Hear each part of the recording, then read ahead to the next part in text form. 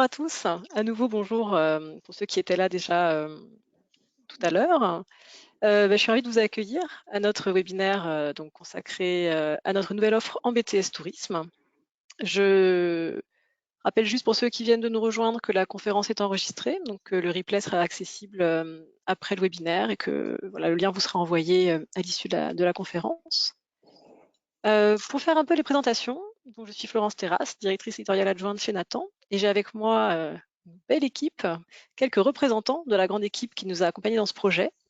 Donc, je vous présente Dany Deschamps, qui a coordonné la collection. Bonjour Dany. Bonjour à tous. Alors, il y a également avec nous Sandrine Dacounia, qui est auteure sur le blog 1. Bonjour Sandrine. Bonjour. Donc, je suis enseignante en BTS Tourisme en première et en deuxième année en université dans l'Académie d'Aix-Marseille. Et par ailleurs, je suis coordonnatrice de la section de tourisme au sein de mon établissement.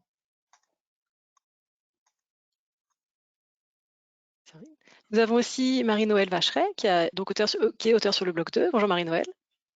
Bonjour à tous. Donc, je suis enseignante en EPT et en gîte à l'ENCBCR sur l'Académie de Paris. Et tout comme Sandrine, je suis également co-coordinatrice de la section tourisme de l'établissement. Merci Marie-Noëlle. Nous avons aussi Gwenaëlle Ergotte, qui a donc dirigé le blog 7 Tourisme et Territoire. Bonsoir Gwenaëlle. Bonsoir à toutes et à tous. Donc moi je suis inspectrice en histoire-géographie, voilà, et j'ai coordonné l'ouvrage Tourisme et Territoire. Et donc nous avons également ma collègue Christine Darlet, qui est responsable pédagogique chez Nathan et qui a dirigé le blog 3. Bonjour Christine. Bonjour à tous. Donc ce sont, comme je vous disais, les représentants d'une équipe de rédaction composée de 29 rédacteurs, 29 auteurs, et qui vous propose 4 ouvrages correspondant aux 4 blocs de compétences suivants. Donc un ouvrage pour la gestion de la relation clientèle touristique, un ouvrage pour élaboration d'une prestation touristique, un ouvrage pour gestion de l'information touristique et un ouvrage en tourisme et territoire. Donc pour ces 4 titres, vous avez dû recevoir dans vos établissements des extraits. Le spécimen complet du tourisme et territoire sera très bientôt accessible en feuilletage complet sur le site Nathan et les autres le rejoindront entre le mois de juin et le mois de juillet. Et tous les spécimens arriveront dans les établissements pour la pré-rentrée. Voilà. Donc, ce que nous vous proposons ce soir, c'est une conférence en 2 temps. D'abord, une présentation générale de nos nouveautés, puis un temps d'échange au cours duquel nous répondrons à vos questions. Donc, comme je le disais en préambule, vos micros, vos caméras sont coupés, mais vous avez la possibilité de nous poser des questions grâce à l'outil question de chat du logiciel. Donc voilà, n'hésitez pas à nous poser vos questions. Nous les garderons pour la fin pour y répondre durant le temps d'échange. Donc, pour la présentation générale, elle sera organisée en 3 temps. D'abord, un petit point très rapide sur les ressources que nous mettons à votre disposition. Une présentation générale de l'esprit de la collection et enfin un mot sur chacun de nos 4 ouvrages. Donc, concernant les formats et les ressources que nous mettons à votre disposition, donc sachez que chaque ouvrage vous est proposé en 2 versions, une version soit 100% numérique ou alors une version bimédia qui contient donc le livre papier et la licence numérique. Donc la version 100% numérique qui s'appelle le e-manuel, c'est en fait chez nous une version qui propose tous les contenus du livre sous forme interactive. Et c'est un outil qui est différent du manuel numérique au sens où on l'entend habituellement, c'est-à-dire que le manuel numérique, c'est le manuel vidéo projetable, généralement un PDF qui peut être enrichi. Et le e-manuel va plus loin, c'est un support interactif donc qui embarque aussi le livre feuilletable, mais qui permet de travailler à distance, de saisir directement les réponses dans l'outil. Et vous, en tant qu'enseignant, vous pouvez aussi avoir une vision du travail des étudiants. Vous pouvez consulter depuis le poste informatique le travail des élèves, qu'ils soient connectés ou non. Et donc, c'est un outil qui permet différentes choses. Donc, voilà, observer le travail de l'élève, transmettre des ressources complémentaires, récupérer les travaux, les corriger, etc. Donc, vous pouvez tester cet outil à l'adresse immanueldemo.fr. Il y a aussi des webinaires Emmanuel qui seront prévus si vous voulez en apprendre plus sur l'outil. Et toute l'année, nous avons nos 2 équipes, à la fois les délégués pédagogiques et l'équipe d'accompagnement numérique, qui sont à votre disposition pour vous accompagner dans la prise en main des outils. Donc, n'hésitez pas. Et aussi, parmi les dispositifs qui accompagnent l'ouvrage, il y a le site compagnon. Donc, c'est un site réservé aux prescripteurs sur lequel vous aurez accès à l'ensemble des corrigés, et aux fichiers complémentaires qui peuvent être mis à votre disposition. On en parlera notamment pour le tourisme et territoire, car il y a une vraie richesse sur le site Compagnon, au-delà de ce qu'on propose dans l'ouvrage papier. Voilà, écoutez, je vais passer la parole à Dany pour vous présenter l'esprit de la collection. Merci beaucoup, Florence. Alors, je complète un petit peu ma présentation, c'est parce que j'ai pas voulu être redondant. Et donc, Dany Deschamps, je suis IPR d'économie-gestion, inspecteur pédagogique régional, et j'ai eu l'occasion et le plaisir de suivre le BTS tourisme dans 2 académies différentes, assez éloignées d'ailleurs. Et c'est un BTS que je trouve très intéressant, et ce sera le premier propos de mon introduction, dans la mesure où la grande spécificité du BTS tourisme, c'est qu'il a toujours été novateur dans son approche métier, en réalisant une très bonne synthèse entre la culture générale et la culture professionnelle. Et le domaine du tourisme s'y prête tout particulièrement. Et je pense que c'est vraiment la marque de fabrique de ce BTS. La preuve, on a un ouvrage tourisme et territoire qui est du domaine de l'histoire-géographie. Ensuite, par essence, c'est un BTS qui a une exigence culturelle, ne serait-ce que parce que le produit vendu, le service touristique, a toujours un fort contenu culturel et on ne peut pas en faire abstraction avec les étudiants qui seront amenés à vendre ce produit qu'on ne vend pas comme ceux que l'on vend dans les supermarchés. Alors, on a 4 ouvrages pour couvrir d'une manière exhaustive, hein, ça c'est la marque de fabrique de la collection, pour couvrir l'ensemble du BTS. Un bloc 1 qui est plutôt centré sur l'activité professionnelle au contact de la clientèle et qui acculture directement les étudiants au métier du tourisme.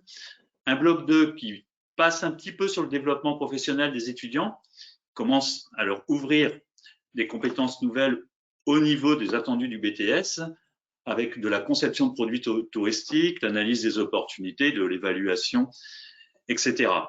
Un bloc 3 qui aujourd'hui est très important puisque la place de la technique et du numérique, on le voit, les outils comme celui que nous partageons en ce moment, est importante. Et le bloc tourisme et territoire, mais j'en dirai pas beaucoup plus, parce que Gwenaëlle va le présenter. Donc, c'est une collection qui cible bien sûr prioritairement le BTS tourisme, mais qui contient dans l'ensemble de ses ouvrages l'ensemble des savoir-faire qui sont indispensables pour exercer dans ce domaine. Alors, un concept, le deuxième point de ma présentation, c'est le concept pédagogique. Donc, on a tenu à travailler en étroite collaboration avec les milieux professionnels, et ça, c'est très important pour être en prise directe avec les réalités du secteur. Actuellement, être en prise directe avec les réalités du secteur, ça a été un bel exercice dans le contexte de crise sanitaire qu'on a traversé et dans le contexte de révolution qu'a traversé le domaine du tourisme. Et on n'en a pas du tout fait abstraction, mais essayer de construire dessus. Ensuite, on a réuni, comme l'a dit Florence, une équipe nombreuse de presque une trentaine d'auteurs, 29 pour être précis. Donc, j'ai eu le plaisir de coordonner l'ensemble de ces équipes qui sont toutes et tous des professionnels du secteur. Et à partir de là, l'ensemble de la collection est construit sur des situations professionnelles, qui mobilisent les compétences et au travers d'activités et des activités qui sont significatives. C'est-à-dire que la marque de fabrique, c'est qu'on ne discute pas du sujet, on met les étudiants en situation d'activité. On a un questionnement qui est très centré sur les tâches, sur l'activité, et vous aurez le détail de chacun des ouvrages dans ce domaine-là, et bien sûr une couverture exhaustive de l'ensemble des savoirs associés dans le respect des limites de connaissances, ce qui fait que la collection permet de préparer tout à fait sereinement les étudiants au référentiel du BTS 2019. Donc voilà les quelques mots d'introduction que je voulais vous dire et on est tous prêts pour la suite pour les questions. Donc je passe, je crois, la parole à Sandrine pour le bloc 1. Donc, bonjour à nouveau à tous. Je suis ravie de vous présenter cet ouvrage de gestion de la relation clientèle touristique qui est rattaché au bloc 1 du domaine de compétences. Cet ouvrage est composé de 12 chapitres qui sont répartis en 4 domaines d'activité, conformément aux préconisations du référentiel. À chacun de ces chapitres sont associées une ou plusieurs compétences et l'ensemble des chapitres permet de couvrir l'ensemble des compétences C1 à C11 constitutifs donc du bloc de compétences 1. Alors, par exemple, le chapitre 8, assurer le suivi d'une vente, est directement associé à la compétence C9, assurer le suivi de la vente. Le chapitre 9, analyser la qualité de la prestation touristique vendue, est en lien direct avec la compétence C10. D'autres compétences vont être construites par le biais de plusieurs chapitres. Ça va être le cas de la compétence C1, qui est abordée grâce aux chapitres 1 et 2, ou alors de la compétence C11, prendre en charge un groupe de touristes, qui va être cette fois-ci abordée par le biais des chapitres 10 à 12. Concernant les autres compétences, ce sont des compétences plus transversales. Elles vont être mises en œuvre par le biais du thème 2 et donc par le biais du chapitre 3 à 7, puisqu'on va retrouver toutes les situations liées à l'accueil, à la prise en charge du client, au conseil et à la concrétisation de la vente. Pour chacune de ces compétences, nous allons partir systématiquement sur une mise en situation liée à un contexte professionnel. Cette contextualisation est permise par des structures touristiques variées, puisque le contexte de départ peut être une agence de voyage physique, une agence de voyage en ligne, une agence réceptive, un office de tourisme, une structure hôtelière. Donc, nous avons ici des contextes qui vont être liés à des organisations qui vont être de nature très variée. Pour ancrer cette contextualisation, l'étudiant va être chargé d'une mission. Cette mission va être, par exemple, comme vous pouvez le voir sur cette diapositive, une association culturelle dans laquelle il souhaite être accompagnateur bénévole. Ça va être le cas d'un office du tourisme dans lequel il va être chargé d'accueillir et de conseiller le client, d'une agence indépendante spécialiste pour lequel il va devoir vendre un produit touristique, ou alors une agence de voyage beaucoup plus généraliste pour laquelle il va devoir assurer un suivi de la vente. Et pour réaliser cette mission, l'étudiant va devoir réaliser un ensemble de tâches grâce à un questionnement qui va être progressif. Ce questionnement va lui permettre de réaliser chacune des tâches et activités rattachées à la compétence visée. Et pour réaliser chacune de ces tâches, l'étudiant va avoir à sa disposition un ensemble d'annexes, mais également un ensemble de fiches ressources qui va lui permettre de construire ses savoirs. Ces ressources, ces annexes vont être de nature très variée, puisque nous pouvons avoir des documents de type texte, des pages écran, mais également des supports numériques, puisque certains documents vont être hébergés directement sur le serveur latent, ce qui va permettre une accessibilité dans le temps à la ressource qui va être donc numérique. Il y a également des supports qui vont être à compléter, donc on a ici une diversité des supports et notamment des supports professionnels qui vont être mis à la disposition de l'étudiant. Par ailleurs, pour pouvoir répondre à chacune des questions, l'étudiant va avoir la possibilité de s'appuyer sur des fiches ressources en nombre variable selon le chapitre. Par exemple, concernant le chapitre lié à l'entretien de vente, il va disposer par exemple de 4 annexes, parfois c'est plus, parfois c'est moins, et l'ensemble de ces fiches ressources vont lui permettre d'acquérir les savoirs qui vont être attachés à la compétence. Ainsi, l'ensemble des savoirs va être abordé par le biais des différents chapitres et notamment les points 3, c'est-à-dire les points liés à la tourismatique, mais également les points 4, c'est-à-dire les contrats liés à la relation avec les clients qui vont être donc abordés par le biais de plusieurs chapitres. Enfin, À la fin de chaque chapitre, on va trouver un certain nombre d'applications professionnelles qui vont être d'un format plus réduit. Chaque application professionnelle va avoir à peu près 4 à 5 questions et comporter entre 1 et 4 documents. Ces applications professionnelles vont permettre de réactiver les compétences, mais également de renforcer des compétences en abordant des aspects qui n'auront pas été développés dans la situation principale. Ils vont permettre également d'approfondir certains aspects spécifiques et de transposer la compétence dans d'autres types de structures, autres que celles développées dans la situation principale. Ainsi, l'enseignant va disposer d'une grande liberté puisqu'il va pouvoir commencer par des applications pour ensuite utiliser la situation principale à titre de synthèse, mais il va pouvoir également utiliser ces applications en TD, par exemple, puisque les supports informatiques vont pouvoir être utilisés dans certaines applications pour varier les démarches pédagogiques. Ainsi, concernant les outils et les méthodes, l'ensemble des chapitres vont pouvoir s'appuyer sur des sites professionnels, mais également sur le GDS Amadeus.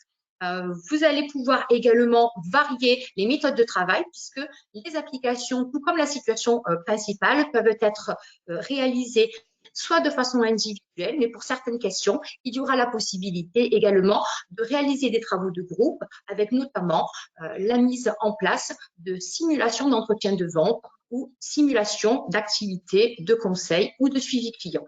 Voilà, j'en ai fini avec cette présentation. Merci beaucoup Sandrine. Écoutez, on va passer à Marie-Noël pour présenter le bloc 2 EPT. Alors, bonjour à tous et à toutes. Donc, en ce qui concerne le bloc 2, donc le manuel consacré à l'élaboration d'une prestation touristique, pour ce qui est des points forts, ce que l'on peut dire, c'est que déjà, c'est le premier manuel sur le marché qui est consacré uniquement à l'EPT. Donc, jusqu'à présent, les professeurs d'EPT n'avaient pas d'ouvrage dédié, tout comme en gîte, et donc ce besoin est enfin comblé avec ce manuel. Alors, en ce qui concerne la structure du manuel, il se compose de 18 chapitres qui sont articulés autour des 4 domaines d'activité en lien avec le référentiel. Nous avons donc le bloc 2 en un seul volume, ce qui est vraiment très pratique pour nos étudiants, puisque ce manuel va permettre de les accompagner tout au long de leurs 2 ans de formation. Par ailleurs, c'est un manuel qui peut être éventuellement utilisé par 2 professeurs. Parfois, suivant les équipes pédagogiques, le bloc 2 est donc scindé en 2 professeurs, avec un professeur dédié à la conception et l'autre professeur qui se consacre davantage donc à la partie marketing, management et juridique. Et donc, on peut aussi en avoir un usage commun. Alors, autre point fort pour ce manuel, je dirais que c'est un concept novateur pour un manuel de BTS Tourisme, puisque c'est un concept 3 en 1.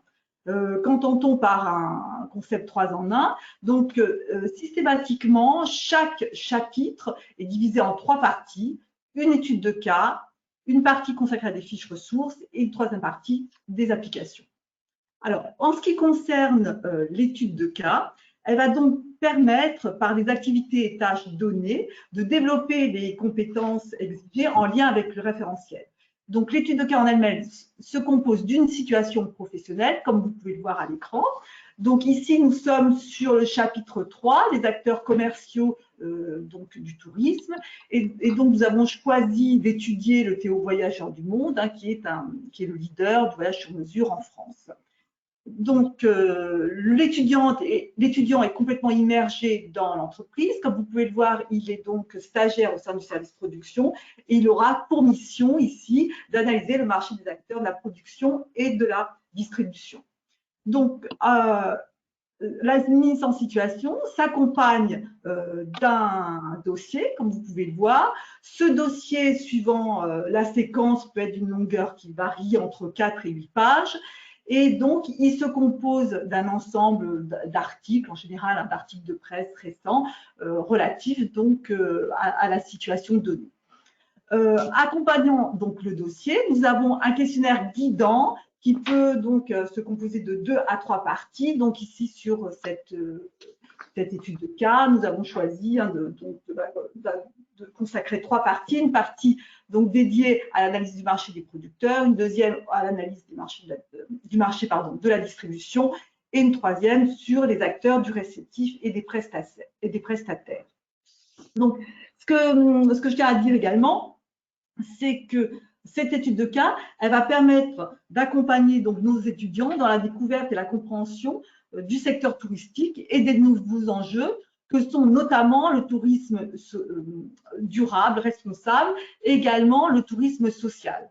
Donc, toute l'équipe qui a participé à l'élaboration de cet ouvrage a vraiment eu à cœur de sensibiliser les étudiants à ces problématiques, également de montrer l'hétérogénéité du secteur touristique qui donc se compose de petits acteurs, de plus gros acteurs, de structures associatives, d'entreprises lucratifs, et également d'acteurs très variés comme des hébergeurs, des tour opérateurs, des agences de voyage, des offices de tourisme, des réceptifs.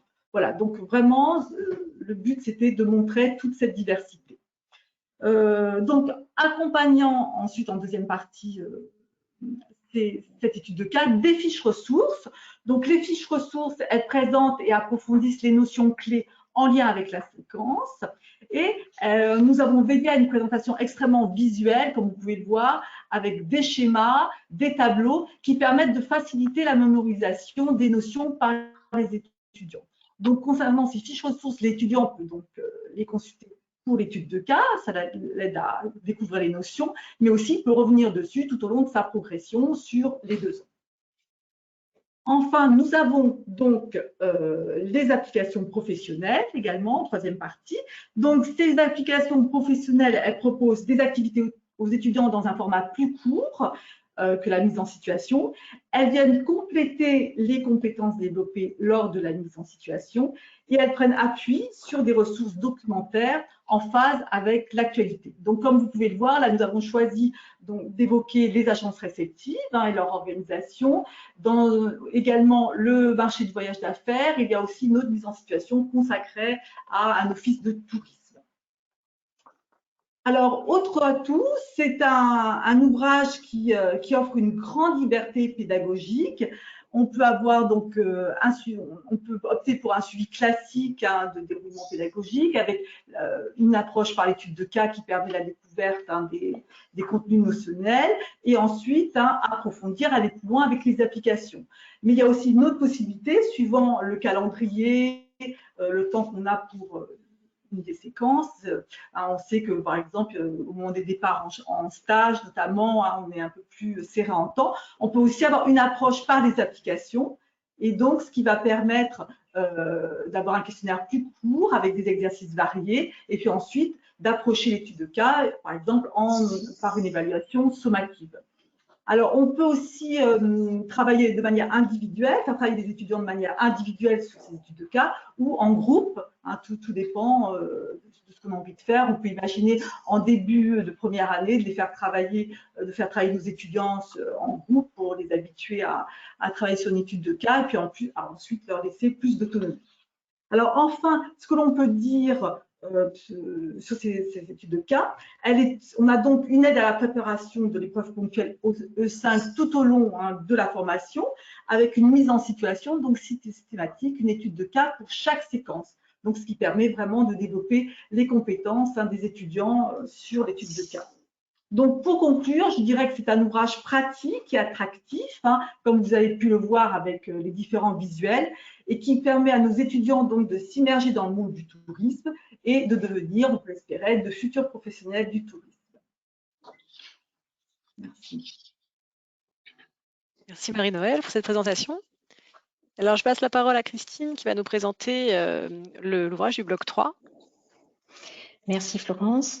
Donc vous l'avez compris, je suis ici en porte-parole des 11 auteurs qui ont travaillé ensemble à l'élaboration de ce manuel.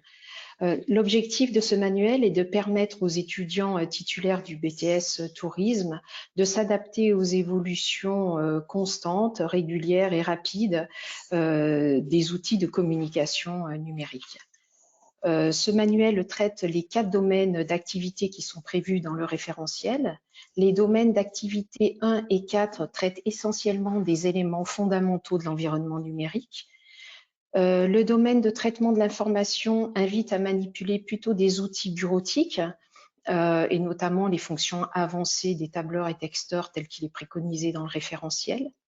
Quant au domaine 3, diffusion de l'information au public cible, ce public pouvant être tellement varié, la liste des outils proposés dans le référentiel est longue et les auteurs ont choisi de réaliser un chapitre par type d'outil. C'est pourquoi vous avez un manuel composé de 19 chapitres à utiliser en fonction de ses besoins tout au long de la formation, pas forcément dans cet ordre-là, comme une trousse à outils, sachant que les besoins de la formation peuvent venir des autres blocs du BTS Tourisme. Donc cet ouvrage a été conçu comme un ouvrage transversal. S'il y a 19 chapitres dans ce manuel, les auteurs ont eu soin de construire ces chapitres de façon un peu plus légère, de façon à donner beaucoup de souplesse aux étudiants dans l'utilisation du manuel. Par exemple, la page d'ouverture de chaque chapitre n'introduit pas une étude de cas, mais présente les enjeux du sujet traité à partir de cas réels tirés de l'actualité. Il s'agit là de sensibiliser les étudiants à l'importance du sujet, à leur donner envie aussi de s'approprier les contenus qui seront traités dans le chapitre, mais aussi éventuellement de permettre à l'enseignant de lancer un débat en classe par exemple. Donc, vous l'avez compris, dans ce manuel, pas d'études de cas, des mises en situation variées, plus courtes, mais nombreuses. Là encore, pour donner plus de souplesse dans l'utilisation de l'ouvrage, parce que les étudiants en BTS Tourisme peuvent venir d'origines scolaires variées. Un étudiant peut avoir besoin d'utiliser une des mises en situation pour approfondir un élément qui lui manquerait. Inversement, si c'est un sujet qu'il maîtrise moins bien, l'étudiant pourra traiter l'ensemble des mises en situation et dans ce cas, les suivre dans l'ordre parce que l'ordre est calculé de façon à avancer progressivement dans l'appropriation des notions et dans la mise en œuvre des compétences. Pour cela, l'étudiant va s'appuyer dans ce bloc aussi sur des annexes professionnelles, sur des fiches ressources notionnelles et sera guidé par un questionnement qui est donc guidant et progressif. Au cours de ces différentes mises en situation, les étudiants vont découvrir les fonctionnalités de nombreux logiciels. Les auteurs ont en effet choisi de présenter systématiquement plusieurs outils. Ils ont insisté sur le rôle de chacun pour permettre aux étudiants de faire des choix. Un site internet de démonstration a été créé pour cette formation et est accessible aux étudiants. Parmi tous ces logiciels et ces outils possibles, les auteurs en ont sélectionné quelques-uns qu'ils ont choisi de présenter plus en détail afin de permettre une prise en main de la part des étudiants. Malgré une diapositive que vous avez là sous les yeux et qui est très chargée, il n'y a pas dans cet ouvrage un recueil de modes opératoires. Je pense que c'est pas l'esprit du référentiel et puis c'est pas très utile. On trouve beaucoup de modes opératoires sur Internet. En revanche, les auteurs ont réussi un juste compromis entre une présentation des outils, une réflexion sur ces outils et par ailleurs, une prise en main pour acquérir des compétences sur certains outils qu'ils auront proposés. La particularité des fiches ressources dans cet ouvrage, c'est qu'elles combinent à la fois des éléments de méthode, de présentation des logiciels, mais aussi, on l'a vu, des éléments de réflexion à l'intention des étudiants afin qu'ils soient autonomes sur n'importe quel outil. Ces fiches ressources invitent aussi à aller plus loin. Les auteurs ont sélectionné d'autres ressources sur Internet et ont proposé des liens pour accéder notamment à des vidéos qu'ils ont jugées pertinentes pour cette formation et qu'on pourrait retrouver par exemple sur YouTube. Et enfin, ces fiches ressources invitent aussi à faciliter le travail de prise en main de certains outils, puisque les auteurs ont créé de nombreux tutoriels vidéo de 2-3 minutes.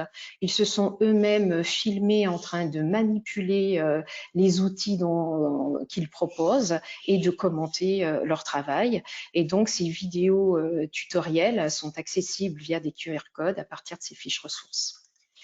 Si ce manuel est à disposition des autres blocs de la formation, il n'en oublie pas pour autant la préparation à l'épreuve, avec toutes les mises en situation. Vous voyez quelques exemples à l'écran qui sont proposés par les auteurs. Les étudiants ne devraient pas avoir trop de mal à préparer les 2 situations d'évaluation qui sont demandées, et notamment la production multimédia qui est demandée en 2e année. Ainsi, pour conclure, j'ai envie de dire que ce manuel est vraiment un recueil des essentiels, des indispensables à garder près de soi. Il devrait permettre à l'étudiant de lever des freins techniques et aux titulaires du BTS Tourisme de répondre aux exigences de la profession en matière de communication. Voilà. Merci Christine. Alors, nous allons à présent écouter Gwenaëlle qui va nous présenter l'ouvrage de Tourisme et Territoire. Donc, bonjour à toutes et tous. Donc, pour continuer la dimension novatrice de la collection, cet ouvrage qui concerne plus particulièrement le bloc 7 et pour lequel vous allez voir les contenus sont, nous semble-t-il, très en phase avec l'esprit de la collection et ses ambitions surtout. Donc, en premier, une diapositive qui va vous permettre de comprendre la démarche que nous avons adoptée dans l'ouvrage, c'est-à-dire 4 grands thèmes qui couvrent la totalité des concepts et des territoires du référentiel. Chaque thème se décompose lui-même en plusieurs chapitres qui s'articulent autour de concepts clairement identifiés. Des fiches ressources, j'y reviendrai tout à l'heure. Nous avons opté pour une approche résolument spatialisée et territorialisée du tourisme. Nous partons de situations problématisées avec une démarche inductive autour de 2 études de cas, d'un questionnement qui est normalisé, c'est-à-dire qu'on retrouve ce questionnement utilisé sur toutes les études de cas avec un renvoi aux compétences du référentiel. Le parcours est progressif parce que nous n'oublions pas que les étudiants ont 2 ans pour en acquérir le contenu et il faut dire qu'il est dense sur le plan des apports à la fois méthodologiques et des connaissances. Nous avons donc une démarche, mais nous avons aussi le référentiel qui est au cœur de l'ouvrage, puisque je vous y ai fait référence à plusieurs reprises.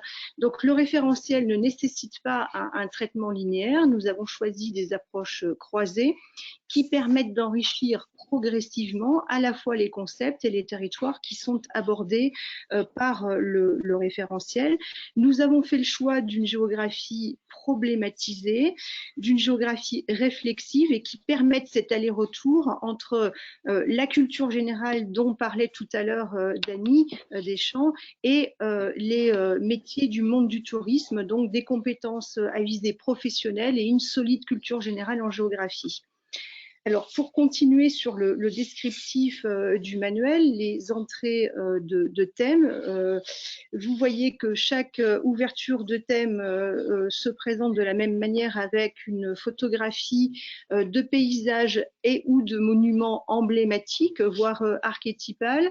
Vous avez aussi systématiquement une introduction qui vous permet de préciser les grands enjeux du thème et donc des chapitres qui vont être abordés et qui vont permettre de le préciser. Un petit encart sur les territoires traités et surtout l'échelle d'analyse auxquelles ils seront traités. Et enfin, un détail des ressources, puisque nous avons évoqué aussi le site compagnon sur lequel vous trouverez des prolongations, des études de cas pour vous permettre, ainsi qu'aux étudiants, de puiser sur des documents de nature diverse. Donc, pour les chapitres, nous entamons le chapitre par une page découverte professionnelle, donc soit un site internet, du marketing territorial, et qui montre vraiment en quoi la géographie enrichit par ses outils et sa démarche et renforce la construction des compétences transversales et surtout des compétences professionnelles. Merci Christine. Donc là, les études de cas, vous en connaissez la dynamique et la logique, une problématique, une photographie pour une première approche du territoire avec une carte repère, puisque nous l'avons dit à plusieurs reprises, il s'agit d'asseoir des compétences et de culture générale, pardon.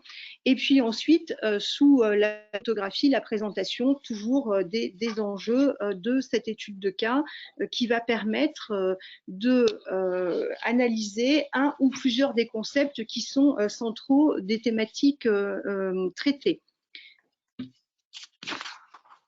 Donc, le dossier documentaire se présente sous une forme, en tout cas le nombre de documents est aussi toujours plus ou moins la même, puisque nous avons eu vraiment à cœur de vous donner des dossiers documentaires qui préparent les étudiants à l'examen. Donc, ça nécessitait une restriction des documents, mais avec des documents de nature variée qui sont ceux habituellement utilisés par la géographie et qui seront retrouvés par les étudiants quand ils seront en situation professionnelle.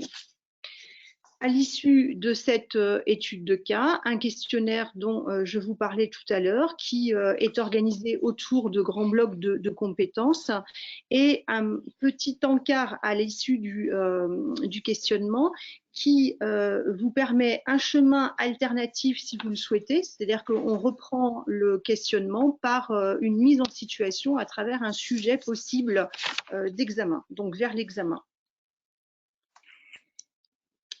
Alors ici, je vais commencer par niveau 1, puisque vous le voyez, ça vous indique qu'il y a effectivement plusieurs niveaux d'acquisition de la compétence sur laquelle nous avons souhaité mettre l'accent, en l'occurrence celle de la schématisation et de la production graphique, qui est, vous le savez, une compétence particulièrement complexe, puisqu'elle fait appel à la fois à des compétences transversales, des connaissances fortes.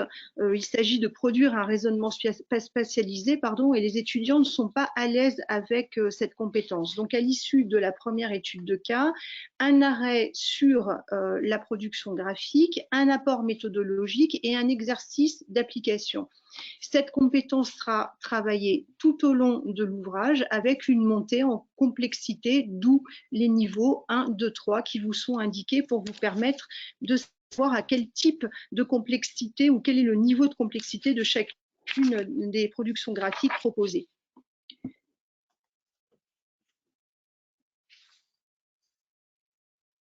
Une étude de cas complémentaire, pardon, c'est la diapo suivante, me semble-t-il, voilà, qui a pour objet de réinvestir, de transférer le concept, de le travailler différemment à partir d'un autre territoire, de façon à vraiment, pour chaque concept clé identifié, donner à l'étudiant une vision qui soit globale et puis une très bonne compréhension de ces concepts majeurs et structurants du référentiel. Suivant les études de cas, un cours qui est présenté de manière très structurée, qui met en perspective les études de cas et qui contribue à doter les étudiants de solides compétences et notions en culture générale, d'une grille de lecture et d'outils pour comprendre le monde du tourisme. Une synthèse qui se présente de façon schématisée ou différente pour apprendre autrement et puis prendre l'habitude aussi de rentrer dans cette compétence de la schématisation, pas uniquement spatialisée. Et enfin, sur les chapitres, des fiches ressources qui ont pour objet de définir et de permettre aux étudiants de s'approprier les concepts centraux à la fois des chapitres qui auront été vus dans chacun des thèmes, mais surtout qui irriguent la totalité du référentiel. Donc ces fiches ressources peuvent être un outil pour les étudiants en dehors du traitement des chapitres, mais en plus, elles permettent vraiment l'appropriation des chapitres et des concepts clés du référentiel. Nous parlions de ressources, en voilà une, puisqu'il s'agit de la carte de synthèse sur le système touristique mondial, qui était bien évidemment attendue, qui permet de mettre en lien tous les territoires qui auront été étudiés. Et puis, un dossier que nous avons intitulé Zoom sur les transports parce qu'il est mobilisable quel que soit le chapitre et il nous a semblé important de mettre une focale sur la dimension des transports et du tourisme. Enfin, le site compagnon dont nous avons à plusieurs reprises parlé, des ressources pour les étudiants, mais aussi pour les enseignants, des compléments aux études de cas, des prolongements pour les études de cas et des exercices, soit de repérage ou de cartographie. Donc, au final, un ouvrage qui se veut à la fois totalement adapté à une pratique professionnelle de classe avec des étudiants de niveau disparates, hétérogènes, hein, qui ont besoin d'être accompagnés, d'où la nécessaire progressivité, mais qui permet aussi à des étudiants de cheminer de manière plus autonome dans le manuel, tout en ne renonçant pas à une exigence en termes d'acquisition de repères de culture générale qui sont fortement sollicités en situation professionnelle ou alors sur un parcours de continuité d'études. Je vous remercie. Merci beaucoup. Merci pour ces présentations. Eh bien, écoutez, on va passer donc aux échanges avec nos auditeurs. Alors, je regarde un peu les questions. Alors, il y a quelques questions qui reviennent au sujet des spécimens. Donc, les spécimens seront disponibles en version feuilletable. Donc, pour le tourisme et territoire dès le mois de juin, pour GRCT, VIT, EPT plutôt, alors disons GRCT fin juin, les autres voilà en juillet. Et l'ensemble des spécimens papier sera acheminé dans les établissements vers la fin du mois d'août, voilà, pour la pré-rentrée, ce que je disais en introduction. Alors, je regarde. Alors, une question sur le bloc 1 GRCT. Pour vous, Sandrine, comment est-ce que vous préparez à l'oral, à l'épreuve orale?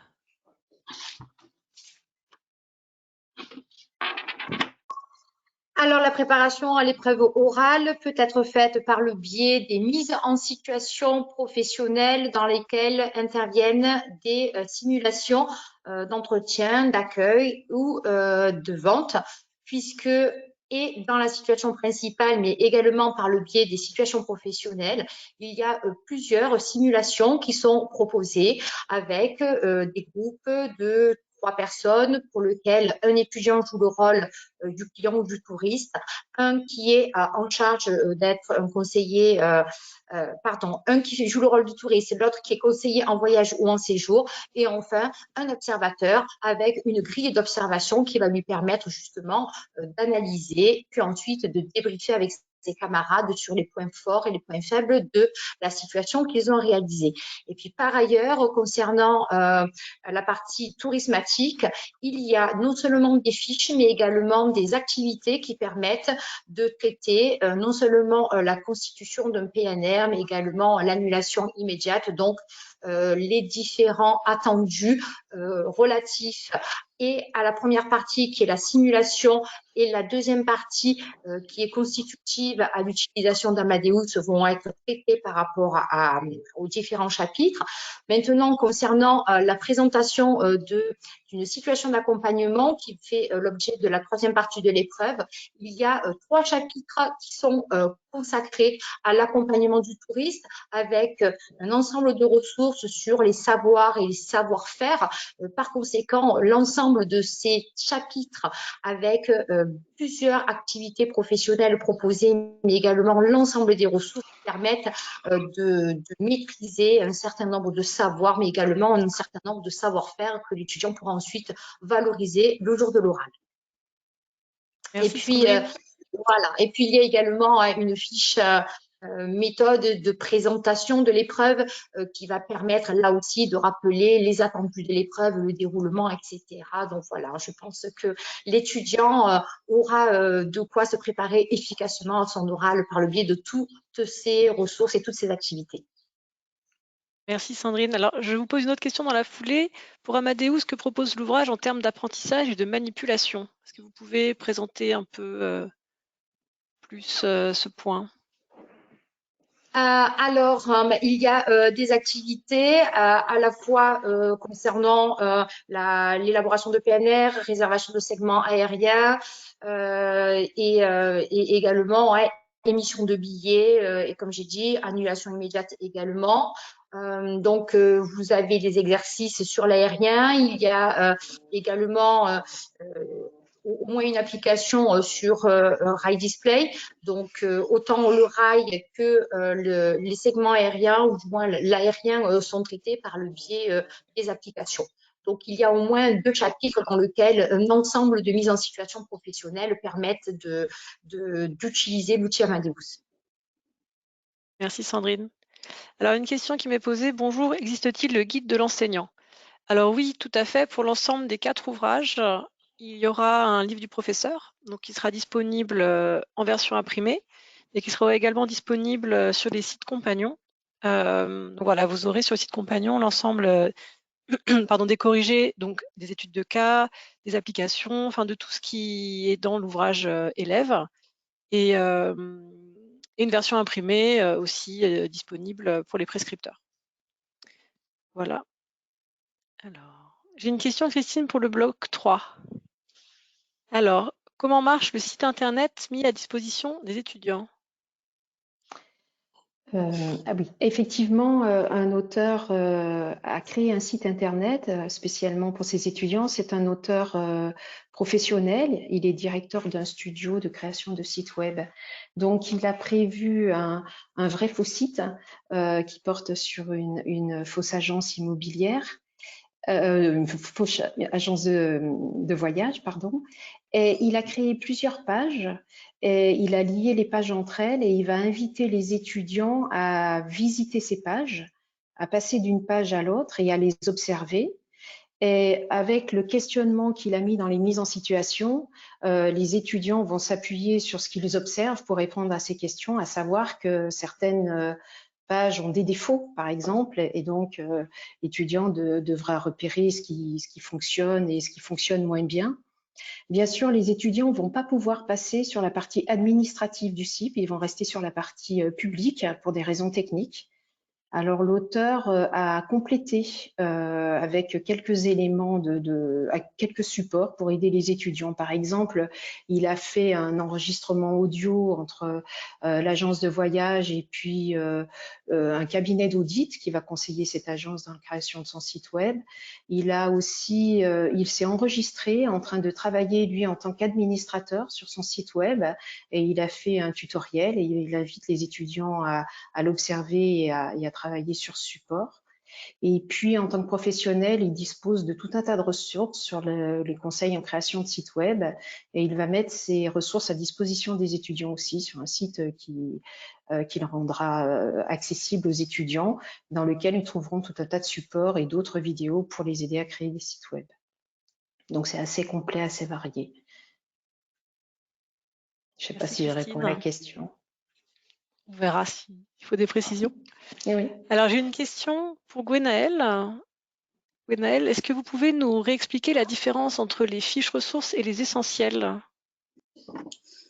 Alors, les essentiels, en fait, c'est une reprise autour de chaque chapitre, effectivement, de ce qu'il faut problématiser à l'issue de l'étude de cas. Hein. Vous savez bien que quand on part d'une étude de cas, ce qui vaut pour le territoire qu'on a travaillé, il faut qu'on en comprenne les enjeux transférés sur d'autres types de territoires ou de manière en changeant d'échelle, pour reprendre le vocabulaire de la géographie. Les fiches ressources, c'est vraiment la volonté de porter le regard sur les concepts qui nous ont paru comme étant centraux pour la construction et la prise en main des compétences du référentiel.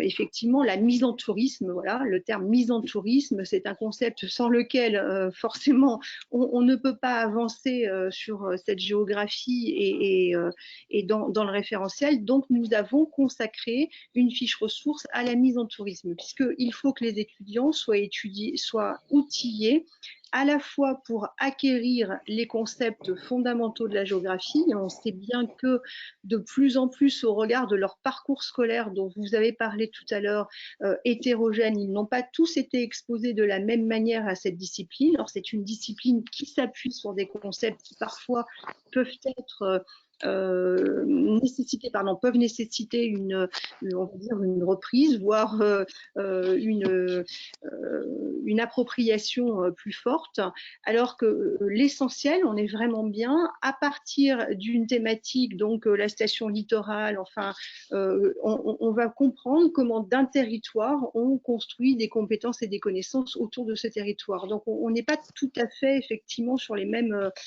dimensions. Je ne sais pas si j'ai été claire pour la personne qui a posé la question, mais... Je pense. Je rajoute peut-être juste, je crois que les fiches ressources sont en fait en dehors des chapitres. Elles sont rassemblées à la fin des thèmes. C'est bien ça. Et Oui, les essentiels, il y en a un par chapitre. C'est ça. Les essentiels, on est bien sur effectivement la mise en contexte de l'étude de cas, comment ce qu'on a vu sur l'étude de cas fonctionne en général, alors que la question des fiches ressources, vous faites bien de le signaler, Florence, ce sont des éléments à part qui peuvent être y compris appréhendés en dehors du traitement des chapitres.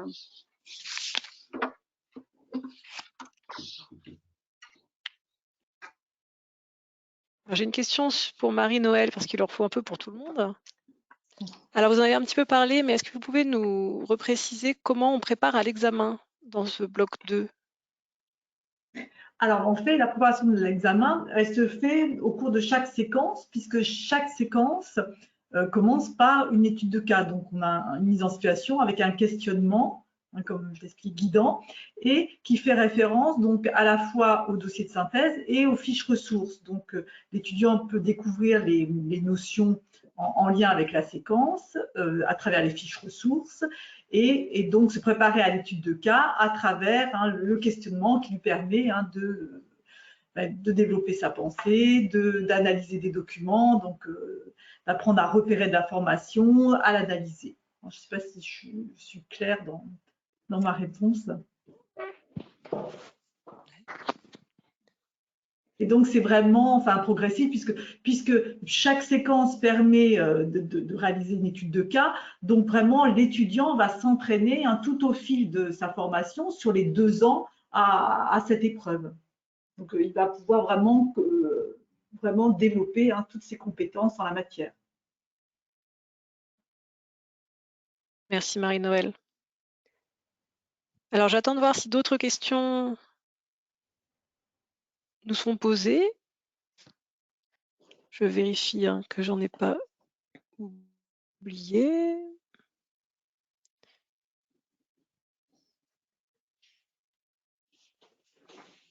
Alors, non, mais écoutez, moi j'ai fait le tour. Je regarde dans les 2 onglets. Je crois qu'il n'y a plus de questions de la part de nos auditeurs. Bon, on est un petit peu en avance sur notre timing, mais... Ah, alors attendez. Il suffisait de parler. Ah non, j'ai eu une petite alerte, mais c'était pas une question. Bon, écoutez, je pense qu'on peut conclure maintenant. En tout cas, merci à tous pour votre participation. Merci à nos auteurs de s'être prêtés au jeu. Un jeu qui n'est pas évident, surtout quand on est confronté à quelques petits soucis techniques comme ça nous est arrivé. En tout cas, voilà, j'espère que ce webinaire a répondu à vos questions. Le lien vous sera envoyé en replay très prochainement. Donc voilà, vous pourrez, n'hésitez pas à le transférer à des collègues qui seraient éventuellement intéressés. En tout cas, je vous remercie tous et je vous souhaite une excellente soirée. Ah, attendez, une dernière question peut-être qui s'affiche. Alors, pouvez-vous me faire envoyer, alors oui, ça c'est une question sur des envois de spécimens.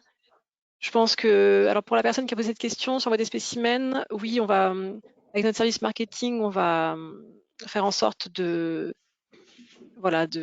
d'identifier les bons envois.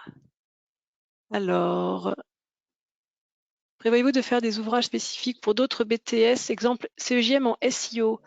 Alors, on dépasse un peu le cadre du tourisme, mais je peux quand même répondre. CEJM en SEO, à vérifier dans le BO, mais il me semble que le CEJM du SEO est le même que c'est le CEJM Classique. disons classique. Donc normalement, nos ouvrages de CEJM doivent pouvoir être utilisés en SEO. Donc peut-être vérifier juste dans le BO si c'est bien le cas, mais il me semble. Donc on a pour le CEJM une pochette et un manuel.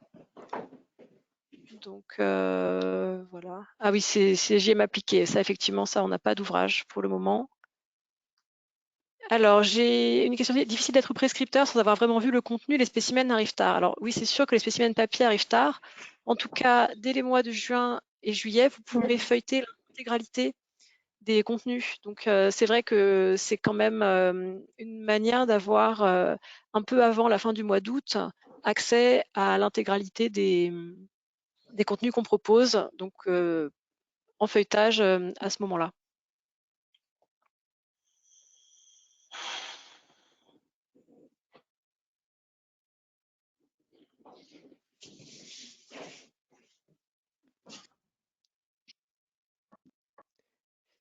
Mon réponse est maintenant qu'on doit définir les manuels à faire acheter. Oui, effectivement, là, on est un petit peu juste sur le timing.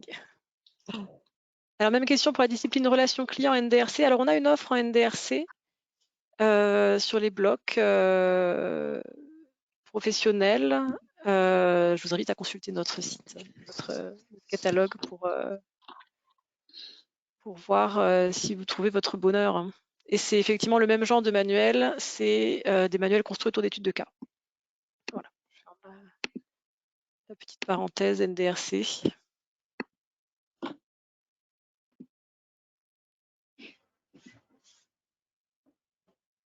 Voilà, bah écoutez, j'attends encore quelques secondes les éventuelles dernières questions.